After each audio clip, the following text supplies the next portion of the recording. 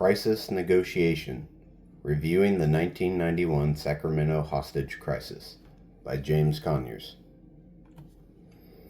The 1991 Sacramento hostage crisis, also known as the Good Guys hostage situation, occurred on April 14, 1991, at the Good Guys electronics store on the corner of 65th and Stockton Boulevard in Sacramento, California. The crisis began at approximately 1 p.m. when the gunmen, later identified as Loai Nagun, Pham Nagun, Long Nagun, and Koang Tran, entered the store.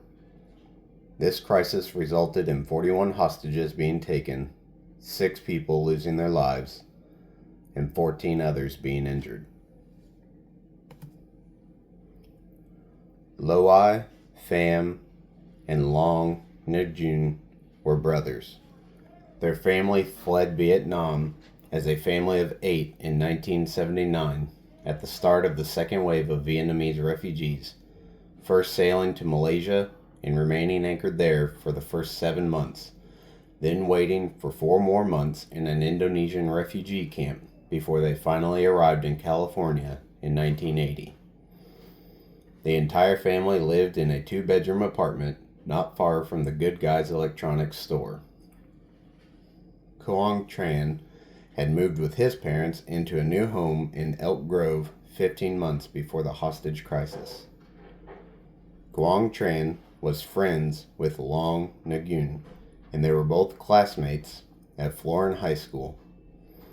Both had been expelled in March of 1991 after stealing athletic equipment from the school and attempting to set fire to the building in which it was stored.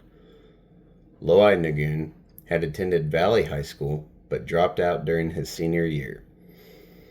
Pham Nagun was attending William Daylor High School after having been transferred from Valley High School following attendance issues. At approximately 1 p.m. on April 4, 1991, the 4 perpetrators drove into the parking lot of the Good Guys electronics store in the south area of Sacramento, California. The group left their vehicle, a 1982 Toyota Corolla, and entered the store armed with 3 pistols and a shotgun.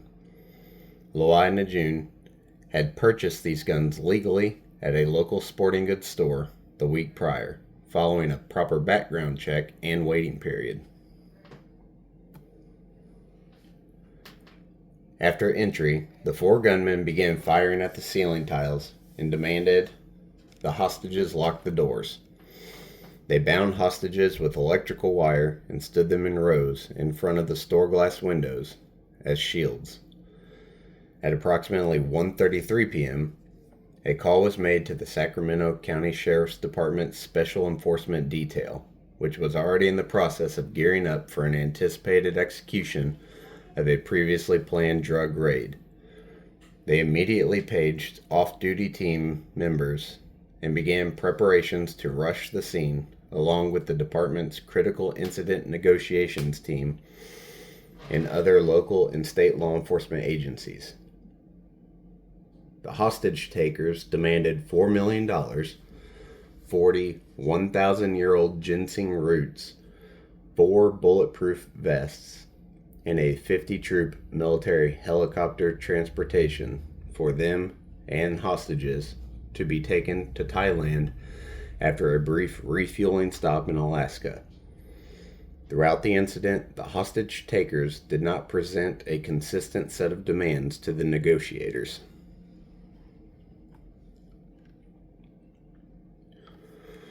One demand that the gunmen did stay consistent on was the request of bulletproof vests.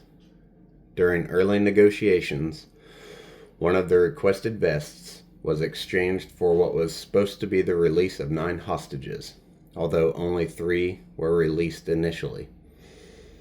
The police officer who took the first vest to them stripped down to his underwear to prove that he was unarmed. Loai Nagun sent a woman to retrieve the vest and threatened to shoot her children if she did not return. After she retrieved the vest, they were the first 3 hostages to be released. Approximately 1 hour later, another woman and her 3 children were released. An 8th hostage was released at 8:20 p.m.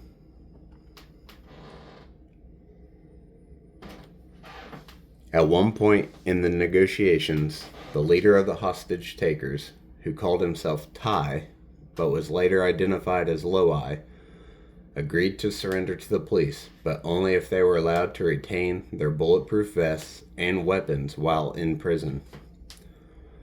The police negotiator informed Lo-I that he would have a short sentence and that his vest and guns would be returned to him upon his release. Lo-I set the phone down and began to discuss the situation with his partners. At that point, many of the officers felt that the exchanges might lead to a negotiated settlement. When Lo-I returned to the phone, he stated that he would accept the terms, but his partners did not. Suddenly, the line became disconnected. The negotiations team hastily tried to reestablish contact with the store. On the second attempt, an individual identifying themselves as number 1, later identified as Long Nguyen, answered the phone and informed the negotiators that he was in control. It was at this point negotiations began to deteriorate and more shots were heard within the store. At approximately 9 p.m., Long Nguyen shot a 20-year-old male hostage named Sean McEntry in the leg and then released him. McEntry would be the 9th and final hostage released. He was released with instructions to deliver their message and plight to the local media. The hostages now claimed that they were trying to draw attention to the troubles of their home country and that they were on a suicide mission. A second bulletproof vest was delivered to the storefront shortly after, which was to be exchanged for 9 more hostages, but no one was released. One hostage, Priscilla Alvarez, was sent out to recover the second vest, but her wrists were tied behind her and harnessed with more speaker cord.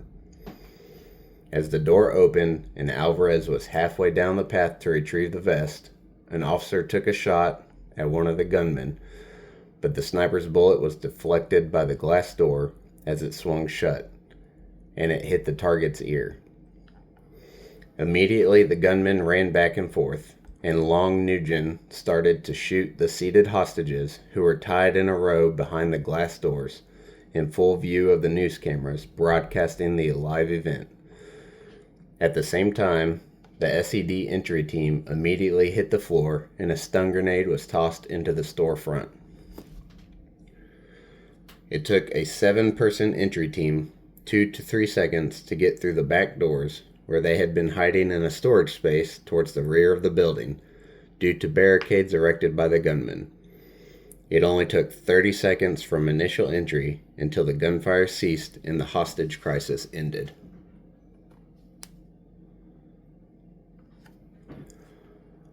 Lo-I Nguyen was the only surviving gunman.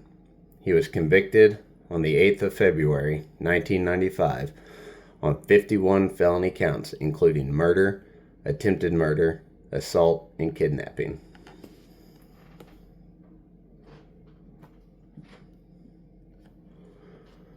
The negotiations between the gunmen and police went as well as could have been expected.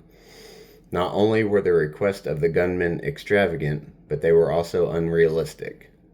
Additionally, the gunmen continuously shifted how many hostages they would release. They promised one number, then released fewer than promised. The gunmen also shifted the narrative behind their standoff, citing a desire to leave the United States for Thailand, then changing their desire to raise awareness of the struggles of their home country, then ultimately stating they were on a suicide mission. The information from the gunmen and the hostages that they had released led to the decision to eliminate the gunmen and save the maximum amount of hostages as possible. The execution was faltered by the original shot being deflected by the glass doors, but the remaining entry team and their performance was an incredible success.